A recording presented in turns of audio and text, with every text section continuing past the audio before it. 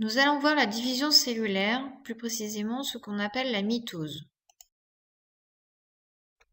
Rappel de quatrième. À l'origine de tout individu, il y a une seule cellule, la cellule œuf.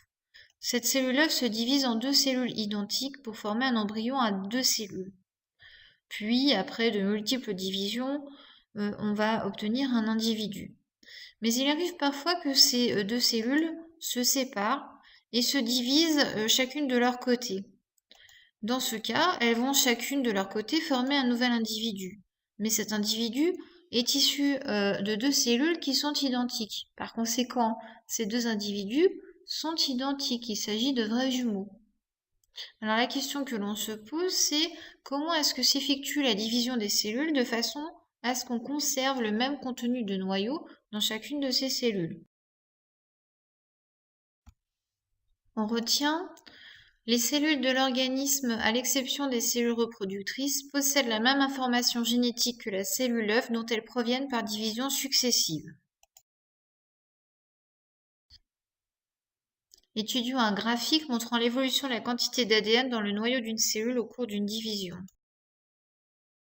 Pour tracer notre courbe, on commence par tracer les axes et indiquer au bout de chacun la grandeur et l'unité. On gradue notre axe et on trace la courbe ensuite. Lorsqu'on observe cette courbe, on constate que l'on passe à un moment donné de 3 unités de quantité d'ADN à 6, ce qui signifie que cette quantité d'ADN a doublé. C'est ce qu'on appelle la duplication de l'ADN. On constate par ailleurs que l'on passe de 6 à 3, ce qui veut dire ici que l'on a divisé notre quantité d'ADN.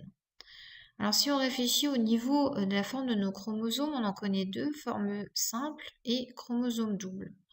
Alors lorsqu'on est à une quantité de 3, c'est logiquement que notre chromosome est à une seule chromatide. On a affaire à un chromosome simple. Lorsqu'on duplique, on va passer de chromosomes simples à des chromosomes doubles. Et lorsque l'on divise, on passe de chromosomes doubles à des chromosomes simples.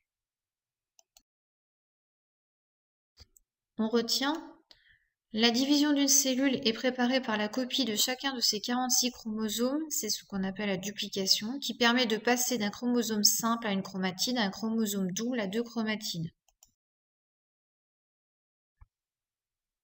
Nous allons voir le comportement des chromosomes au cours de la division cellulaire. Si l'on observe au microscope des noyaux de cellules en cours de division, on observe les chromosomes visibles, bien sûr, mais on peut constater qu'ils s'organisent de manière différente dans la cellule.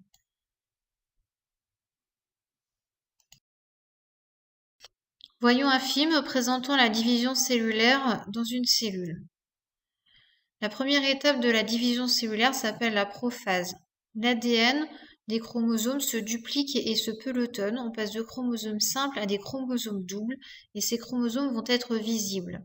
Ils vont venir s'aligner sur l'équateur de la cellule, c'est ce qu'on appelle la métaphase.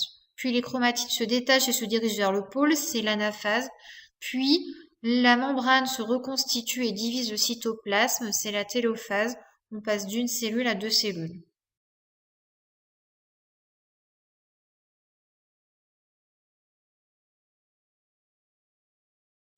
Quand une cellule est au repos, l'ADN qui constitue ses chromosomes est sous la forme déroulée, ce qui signifie que ces chromosomes ne sont pas visibles dans le noyau de cette cellule.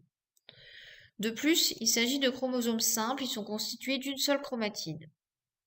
Lors de la première étape de la division cellulaire, l'ADN qui constitue les chromosomes se duplique, ce qui signifie que l'on passe de chromosomes simples à des chromosomes doubles. Puis, l'ADN se pelotonne et il s'enroule, ce qui rend visibles les chromosomes dans la cellule. Cette première étape, que l'on appelle la prophase, est suivie d'une deuxième étape, la métaphase. Au moment de la métaphase, les chromosomes sont alignés au niveau de l'équateur de la cellule. Puis, c'est l'anaphase. Au niveau des centromères, les deux chromatides de chaque chromosome double se détachent, on passe de chromosomes doubles à des chromosomes simples et les chromatides sont déplacées vers les pôles de la cellule. Lorsque ces chromosomes simples arrivent au niveau des pôles, c'est la télophase. Une fois séparés au niveau des deux pôles, l'ADN qui constitue les chromosomes se dépelotonne et simultanément la cellule construit des membranes au niveau de l'équateur, ce qui divise le cytoplasme. On obtient ainsi deux cellules identiques à la cellule initiale. Elles possèdent le même noyau avec les mêmes chromosomes, les mêmes gènes.